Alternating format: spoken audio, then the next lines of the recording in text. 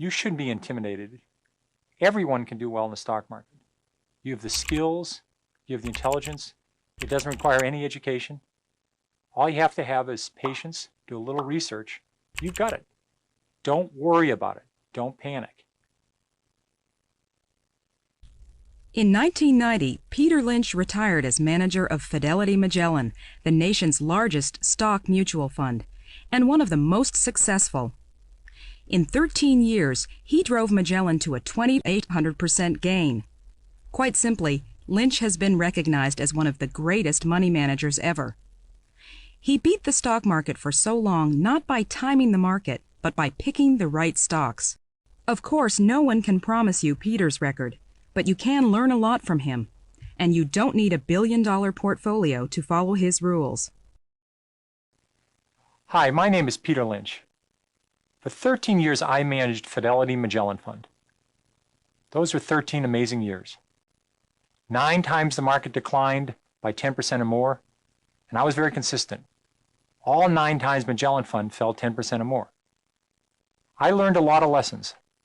I think they're true now. I think they were true 20 years ago. I think they'll be true 20 years from now. I think I can help you do a better job of investing. You can't learn years of stock picking experience in one night, but you have better stock picking skills than you realize, and you have advantages that no one on Wall Street has.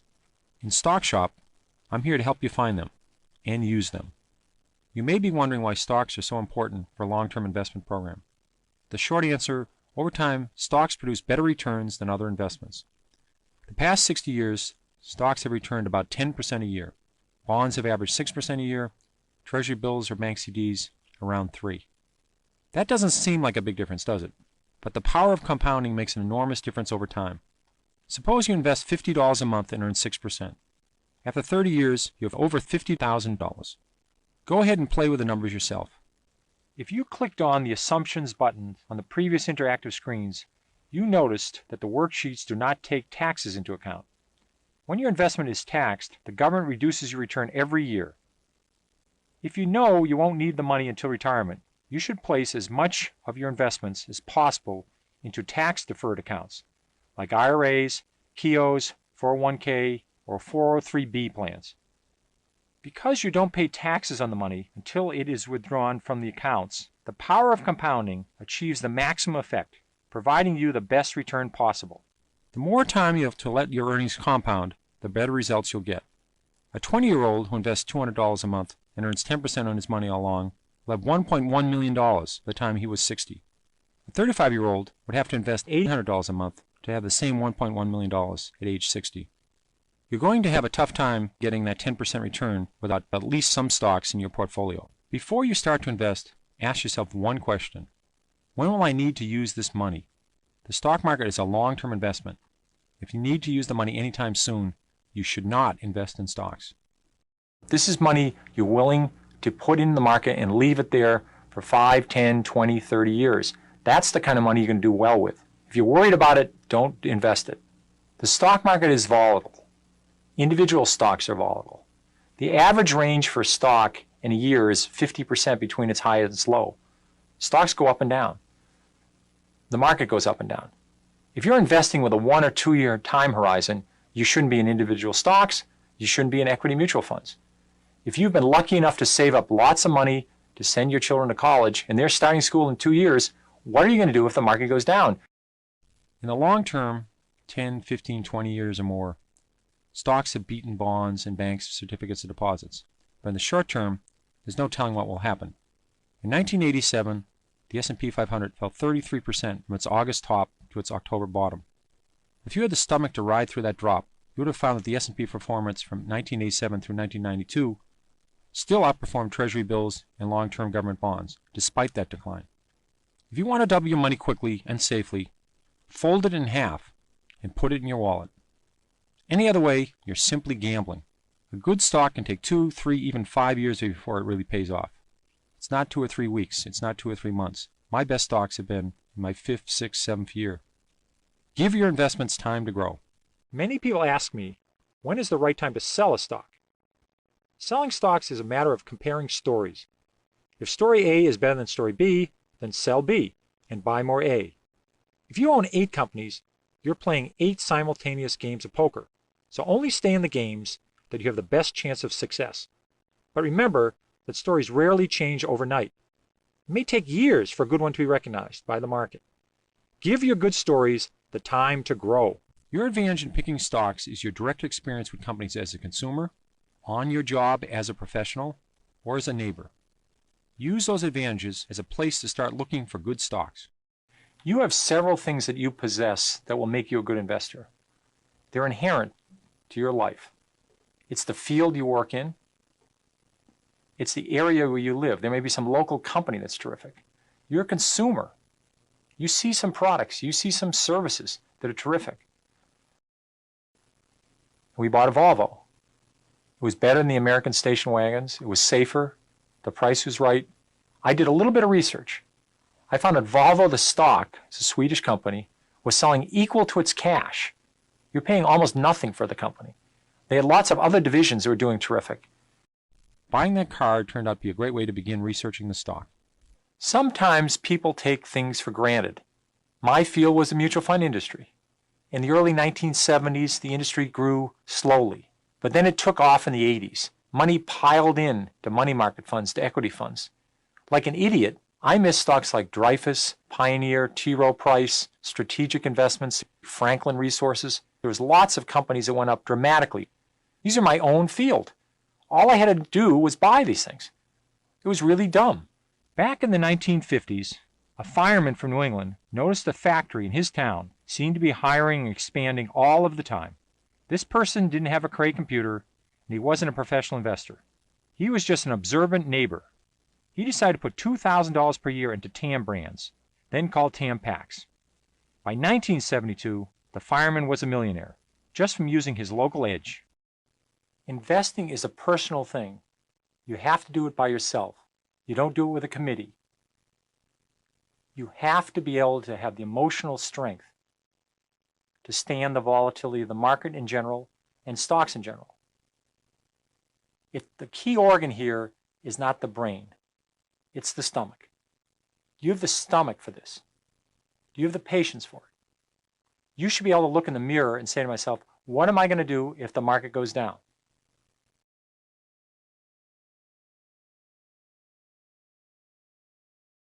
If you know something that will drive a company's earnings higher, you know something that will drive a company's stock higher, sooner or later. But you can't just guess at it. You have to have some reasons, such as costs are coming down, or a new product's going to be a big hit. Research is developing a company's story, an idea of why earnings should go up or down. It doesn't mean sitting in the library for hours, reading SEC filings, or fiddling with a calculator. Research is exciting. It's very little math. When I owned Chrysler, it was the biggest position in my fund. When I was at a movie theater, at a sports event, I'd run into somebody driving a minivan. I'd ask them, what do you think of the minivan? Would you buy another one? What do you like about it? Some would say, well, it's a little underpowered. They only have a 4-cylinder engine. I knew they were already working on a 6-cylinder engine. So this is research. Research starts with the things you know, your edge. If you're a mechanic, look at the tools you use. Which are the best? Which are the best value? Or if you're a doctor, see what new technology saves the insurer money, or software systems that reduce costs at hospitals. You probably already know a few companies quite thoroughly. The amateur investor probably can follow between 5 and 8 companies. They could lecture in these 5 or 8 companies. They know them very well. There's 10 to 15,000 public companies in the United States. There's lots more overseas. So you don't have to be experts on lots of companies. You just have to know a few very well. It's a lot of fun. It only takes a few hours a month. It's not a full-time job. I owned Dunkin' Donuts for 12 years. I think I might have talked to them once every year. The story didn't change a lot. You don't have to worry about low-cost imports coming from Korea when you own a donut company. You don't have to worry about the economy. You don't have to worry about somebody inventing a new computer chip. The story doesn't change that much. McDonald's earnings have gone up, I think, more than 80-fold over the last 30 years. The stock's gone up 100-fold. What made McDonald's earnings continue to grow? If they just stuck with a cheap cheeseburger and a cheap hamburger at lunch, they probably would have run into earnings problems 10, 15 years ago. but they expanded their menu, they kept their costs low, they added breakfast, they went overseas. Every day they add 2 or 3 more restaurants. People thought there was no room for more McDonald's 5, 10, 15 years ago. They were wrong. If they had done the research, they would have said, well, there's a couple hundred countries out there. There's lots of places to grow.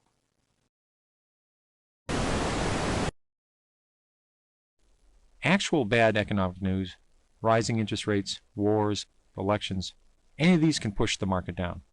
If you're one of those people that pore over graphs, economic statistics, or astrology charts, trying to figure out what the stock market is going to do next, you are wasting your time. No one can predict the market. You have to understand the market goes down. There's been 95 years this century. We've had 50 declines of over 10%. Of those 50 declines, 15 have been 25% or more. So about once every 2 years, the market falls 10%. About once every 6 years, it falls 25%. These are big drops. You have to understand that. That's the nature of the market. In 1990, Saddam Hussein went into Kuwait. The banking system was in trouble. We had a recession. You had all this background noise. Lots of good companies had nothing to do with wars, nothing to do with banking. They all went down in 1990. The market fell from 3,000, it fell over 20%. This gave you a great opportunity to buy terrific companies at very good prices. Behind every stock is a company. If the company does terrific over a long period of time, the stock will do terrific. If the company does lousy, the stock's going to do lousy. That's all you're betting on. This is a company that's had 35 years of double-digit earnings growth every single quarter. We've had changes in the Supreme Court. We've had the stock market go up and down. We've had changes in presidents. We've had recessions. We've had wars. All of those things had no effect on automatic data processing. So every time the market went down, it gave you a chance to buy it. You're saying, I believe strongly this company's going to do well. If you start to see symptoms that's not going to happen, the stock's going to very rapidly respond to that. If the company runs out of steam, the stock's going to run out of steam. Look at Fannie Mae. From July through October 1990, the Standard & Poor's 500 fell 21%. Fannie Mae fell from about $42 a share to about $26, even though earnings were still increasing. This was a terrific time to buy Fannie Mae. The company was doing well, management was still great, the story was solid, and they had a very good business. But you got to buy the stock at a 38% discount. If you start by looking at the entire universe of stocks, more than 3,000 stocks on the New York Stock Exchange alone, and over 13,000 public companies in total, you'll blow a gasket. So I break stocks into categories, partly to make the job of researching more manageable. Putting stocks into categories is the first step in developing the story. At least you'll know what kind of story it's supposed to be. The category tells you what questions you should be asking about a company. You simply can't expect all stocks to behave the same. Basing a strategy on general maxims, like sell when you double your money, or sell when the price falls 10%, is absolute folly. No formula will apply to all stocks. Different stocks behave differently, so they require different approaches, different expectations, and different kinds of stories. Suppose you've made a 50% gain on 2 companies. One is a fast grower with a long way to go. The other is a big, lumbering, slow growth company that has already saturated 95% of its market, and that market itself is growing slowly. The 50% return is fantastic for the slow grower. The chances are it's time to sell it. The same 50% return could be just the tip of the iceberg for the fast grower. There are basically 5 categories. 1 would be fast growers, 2 would be slow growers, 3 would be cyclicals, 4 would be asset plays, and the 5th one would be turnarounds. At the end of this presentation, you'll have an opportunity to explore each category in more detail. In the meantime, remember, categories are guidelines. They are not hard rules. Some companies may not fit neatly into a category. Others may seem to be in 2 categories at once. Almost all companies change categories at some time throughout their lifetimes. Fast growers, if successful, will always eventually slow their growth. They'll run out of places to go. Cyclicals experiencing long down cycles may become turnarounds. Once recovered, they probably will be cyclicals again. Use the categories as guides to help you build your story, but don't let them limit the questions you ask or the research you do.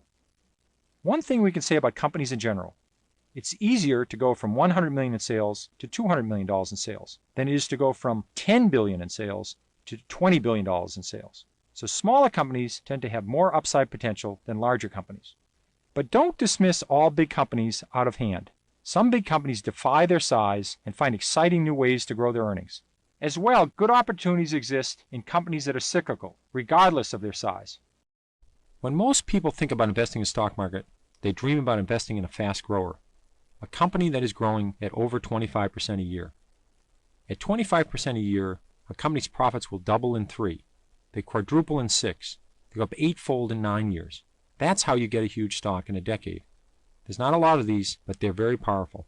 And the best part is, you don't have to catch them just as they're taking off. The beauty of growth companies is you have plenty of time.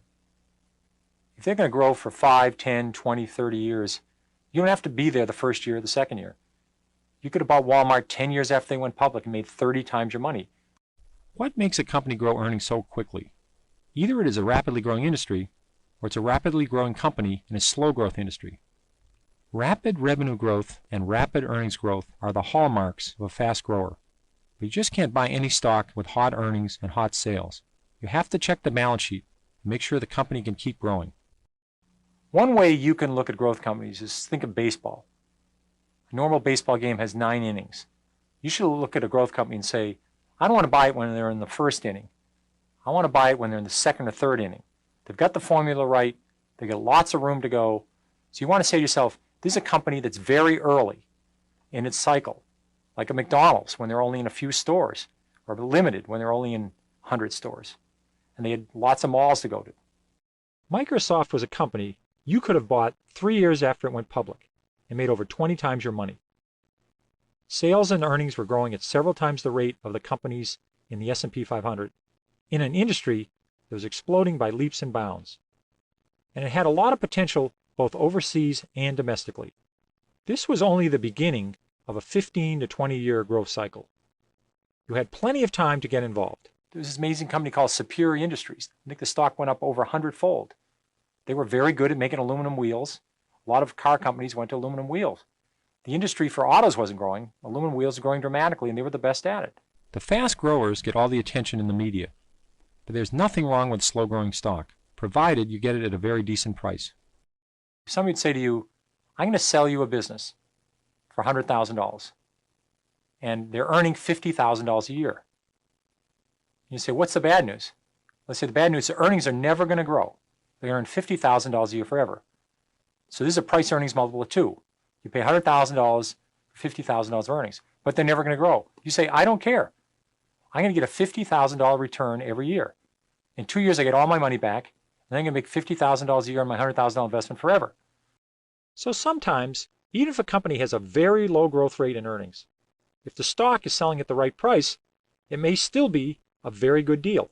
A slow to moderate grower will have earnings growth of 3 to 15% a year. One company that I was very lucky with was Service Corp International. It's a funeral home company that bought up local family funeral homes, a very steady business. Service Corp could grow earnings at 15% a year when I owned it with very little problems. A slow grower that turns into a no-grower is a very bad news situation. So when you start researching the stock, look for these signs. Steady earnings growth. You can find annual earnings growth rates in the research section, as well as estimates for the coming year. Rising dividends. Companies that raise their dividends each year have to have the earnings to do so. A rising dividend is normally a good sign for a stock. Room to keep growing. You want slow growers to go on forever. That's one reason I like Service Corp International so much. This was a great stock for me in the 1980s. At that point, it had a long way to go. Cyclical companies rise and fall with the economy. Typically, they make expensive big-ticket items that people buy when the economy is good. Things like houses, cars, and furniture. When the economy is bad and people are worried about losing their jobs, they don't buy big-ticket items. They're too broke or too scared that they will go broke. Don't try to time a cyclical stock if you don't have intimate knowledge of the business, if you don't have an investor's edge. Everyone on Wall Street tries to time cyclical stocks too. Because the stock market looks forward, you could be left with a sinking stock even though the company's earnings are terrific. You make your best money in a cyclical when earnings go from rotten to mediocre, or from mediocre to pretty good. The danger point is when earnings go from great to spectacular. Somewhere between these 2 points, Wall Street will figure out there's only one way to go, and that's for profits to go down some point in the future. Just don't buy in the hope. Wait for things to get better, prices to get better, capacity to shrink, inventories to go down, scrap prices to get better. Something ought to be happening. So you just want to wait for something really to happen, and then when it happens, it's going to be big. Let's take a look at Chrysler. In 1990, the company was selling for $10 a share. The economy was lousy. People were talking about Chrysler going out of business. But guess what? The economy came back. Everyone's old car was falling apart. As people made more money, they started buying new cars. And because Chrysler had great products, the minivan, the Jeep, and its first new full-size truck in 20 years, the stock was big. And in addition, very importantly, the balance sheet was decent in 1990. This was not a company about to go bankrupt. If it's a cyclical, you're hoping for a dramatic turnaround in earnings. It's going to happen over 2 or 3 years. Earnings are going to go from a loss to a huge profit. Stock's going to go up and you're going to get out. Make sure you're picking a strong company that can survive when the cycle goes down. That means good cash flow and low debt. If its cash flow is spotty or its debt is high, when the downturn comes, the company faces the danger of going bankrupt. Turnarounds. These are stocks that are battered down, or they're hated companies, or they've been forgotten about. They're depressed in price. But you have determined some one thing or a few things that have the potential for reversing this company's fortunes, independent of the industry getting better or the economy getting better. You always have to do a balance sheet check on any company. This includes turnarounds. Do they have enough cash to make it through the next 12 months, the next 24 months? Do they have a lot of debt that's due right now? These are important questions to answer. Make sure you understand and believe in the plan to restore corporate profits. It's all internal. They're doing something, either new product, new management, cutting costs, getting rid of something inside the company that allows them to improve themselves. Lots of turnarounds never happen, but a few winners can make up for lots of losers. What's important is to wait for the actual evidence of the turnaround occurring, not just the symptoms. The turnaround, you had plenty of time. So just don't buy on the hope. Wait for the reality. Turnarounds are so big, it's worth waiting to get some real evidence. S.S. Kresge was a company going nowhere, in real trouble. They invented the Kmart formula. They rolled it out across the country. The stock went up over 50-fold. Kmart became a massive stock. Sometimes 2 and 2 equals 8. How could this be? Because a company has a hidden asset that isn't reflected in the stock price. When Wall Street wakes up to the hidden assets, the stock could be terrific. Want a great example? Let's look at Disney. Walt Disney is an example of an asset play. After they'd opened up Disney World and after they'd opened up Epcot, the company's growth rate sort of slowed down. They weren't growing very fast. And then they discovered there was a lot of assets inside the company. There was the name Walt Disney. They started the Disney Channel. They started selling things that they sold at Disney World and at Disneyland. They started selling them everywhere. They used their licenses for Mickey Mouse and all their characters. Made a fortune on that. These are on the books for nothing. The company was loaded with assets. In addition, they had all that land inside of Disney World, and everybody had hotels outside of Disney World. They decided to use their land inside to develop more parks, and then even have other companies come in. These companies paid their money to build inside of Epcot or inside of areas of Disney World. So what are hidden assets? Many companies, particularly old line companies that have been around 20, 40, 50, 100 years or more, have real estate holdings whose true market value is not reflected on the balance sheet in the annual report. In many cases, the hidden asset is the company's name and its reputation. Disney is one example of a company with a great name. So is Coca-Cola. That name can be a huge asset when the company rolls out a new product. This name is carried at little or no value on the balance sheet, whereas it is incredibly valuable. Companies like Intel and AT&T not only make great products, but they have numerous patents for these great products. As long as they have those patents, no one can make the exact same product. That's a tremendous aid in any business. Back in 1987, when the stock market had a major correction, Dreyfus fell to below its price of cash per share. Stock fell from over 50 to under 20. At that point, it was selling for less than its cash. Anytime you buy a stock at less than its cash after subtracting all debt and it has good business, you're getting something for nothing. The price of a stock will follow the direction of earnings. In almost every case, you can generally state that if a company's earnings go up sharply, the stock's going to go up. If earnings go from very poor to mediocre, the stock's probably going to rise. If they go from mediocre to good, it's probably going to have another rise. If it goes from good to excellent, it's probably going to have another rise. Or if a company's earnings grow dramatically over a long period of time, the stock's probably going to go up dramatically. Even if you have a Waterford crystal ball, you probably can't predict a company's earnings. But Wall Street has a whole army of people who make such predictions. By computer, you can get Wall Street earnings estimates in the research section of the stock shop or through many other online services. Or you can go to your local library and find earnings estimates in Value Line or Standard & Poor's. Obviously, you want to invest in companies whose earnings are expected to rise. But again, these are just estimates. If you really understand a company, you should know how it plans to make earnings rise. If you know it has good growth prospects, then you'll be better able to evaluate the company as an investment. You can't predict the future, but you can learn from the past. A company with a long history of earnings increases and dividend increases is obviously a stable performer that has a reasonable chance to continue to perform well in the industry. Many times that's a good company to investigate further. Johnson & Johnson has raised its earnings something like 19 of the last 20 years. It's raised its dividend over 30 years in a row. But just because a company has had a great record in the past does not mean earnings will grow terrifically well in the future. You have to have reasons for it. Strong growth in research and development, cost-cutting, new products, great brand name, and a terrific balance sheet were the items that made me optimistic about Johnson & Johnson. And what's the outlook? It's going to keep continuing to grow. They run out of steam, stock's going to run out of steam. Price-earnings ratio is something that some people make very complex. It's actually very simple. If a company is selling at $100 a share and they're earning $10, it is a price-earnings multiple of 10.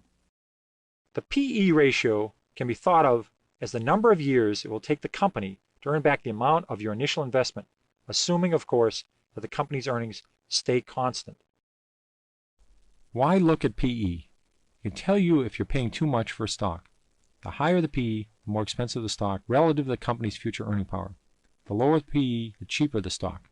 I use a rule of thumb to level out these differences. A fairly priced stock is a P/E that's about equal to the expected annual growth rate over the next 3 to 5 years. If the P/E is substantially higher than the growth rate, the stock is normally expensive.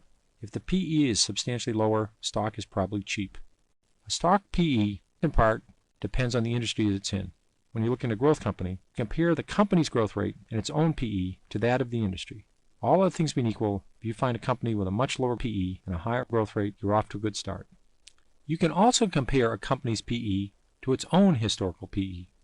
If a company normally sells for 25 times earnings, and now it's selling at 15 or less, you have to ask yourself why. The company could be maturing, competition may be entering the field, and its growth prospects may be uncertain. But maybe it's simply been beaten down by some other factors, and it's possibly a bargain. It's worth researching. Back in the 1970s, Electronic Data Systems, or EDS, had a P/E of 500 times earnings. If you had invested in a company with a P/E this high when Columbus discovered America, and the company's earnings stayed constant, you'd just be breaking even today. In 1974, EDS performed very well, but its stock fell from 40 to 3, simply because the stock was so grossly overpriced relative to current earnings. Dividends are cash payments that companies make to shareholders, usually every quarter. Nearly half the return in the S&P 500 the past 50 years has come from dividends. Dividends come from profits. If a company earns $5 a share, they have the choice of paying out some of it to the shareholders in the form of a cash dividend. A stock's yield is the annual dividend payout divided by its current price. The yield is the return you get on your investment every year. One drawback: the IRS considers dividends as income, so you have to pay taxes on dividends. Not all companies pay a dividend. Fast growers, for example, almost never pay a dividend. They reinvest all of their earnings back into the company. Slow growers tend to pay out profits and dividends. It's their way of rewarding shareholders. Over time, those dividends can add up. Some people have bought stocks for $5 a share, and 20 years later, they're getting $10 a share of dividends per year. Dividends do make a difference. Dividends are a great way to measure a company's success, particularly a slow-growing company. When a company raises its dividend every year, it raises the bar for its financial performance the years that follow. Few companies want to cut their dividends. Investors clobber the stock, figuring a dividend cut is a sign of worse things to come. So by raising a dividend 12 to 15% this year, the company is saying it expects earnings to be at least as good next year as they are now, and probably rising by at least the 12 to 15%.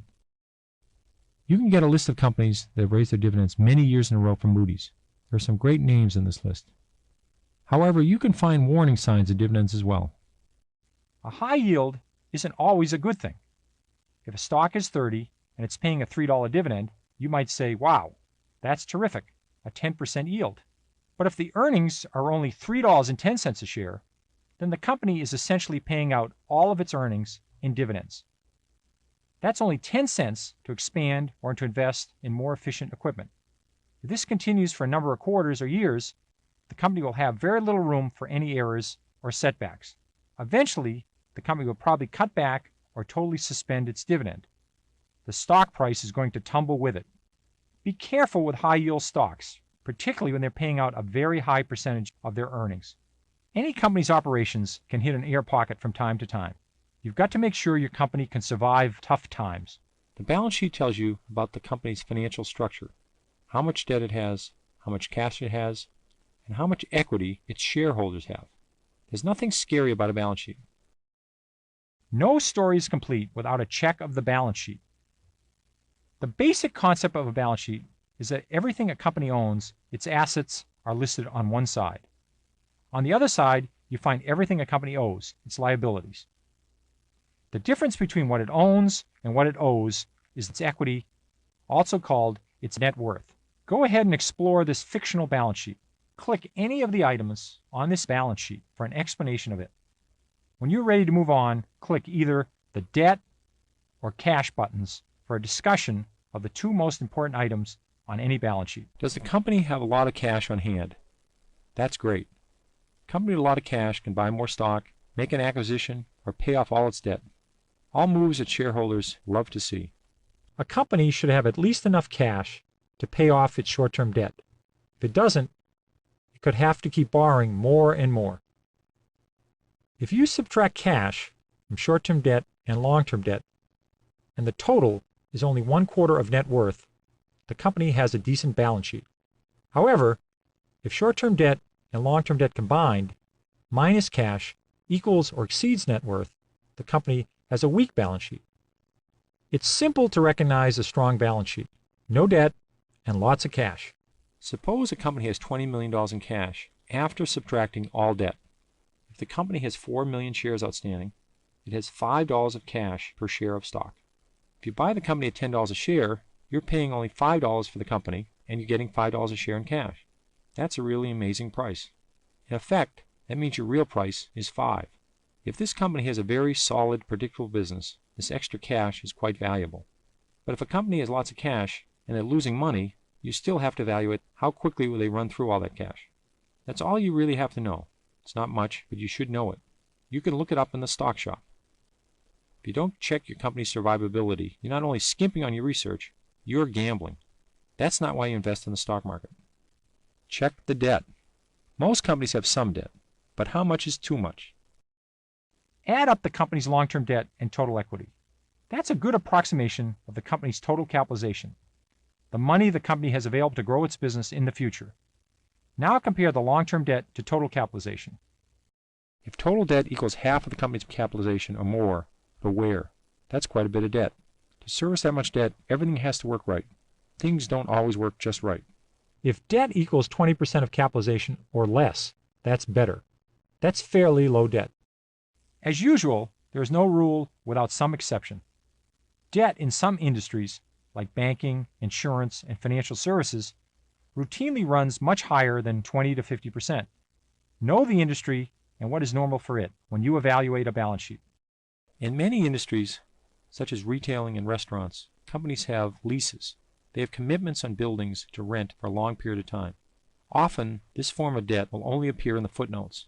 This is a very substantial form of debt. Look into the footnotes. See if you see capitalized lease obligations. Add this back. This is an important exercise. 5 or 10 years ago, investment professionals had a big edge. They got more research and information than small investors, and they got it sooner. But those days are long gone. Basic financial information is readily available from a dozen or more different sources. Investment pros aren't digesting all the good information and throwing just the scraps to the public anymore. Everyone has a seat at the table right now. Here are some places to get started. If a balance sheet provides a snapshot of a company's financial position, an income statement tells you how the company got there. Income statements tell you how much money the company made or lost from its operations over some period of time. The basic formula is simple. You are asking how things went over the period, usually a quarter or a year. Over that time, you add up all the money the company brought in from selling products or services, then subtract all of the money the company spent to create those products or deliver those services. What is left is the net income. Net income is also referred to as earnings or profits. I hope by now you've been convinced that your story should always include an explanation of how the company plans to improve its earnings or to sustain its growth rate over time. There are only two ways for a company to increase earnings. They can increase sales or reduce costs. Most companies work to do both of these things. The income statement can help you figure out if the company is succeeding. Click any of the items on this income statement for an explanation of it. Once you've explored the income statement, click on Increase Sales or Reduce Costs to explore those topics some more. If earnings equal revenues minus costs, then a valid way to raise earnings is to reduce costs. Reducing costs not only pushes up the earnings number, it makes a company more competitive. If two companies both produce competitive products of similar quality, then the one who can build it more cheaply has the advantage. They can choose to charge less for the product and sell more than their competitor, or can sell it for the same price and make much more money than their competitor.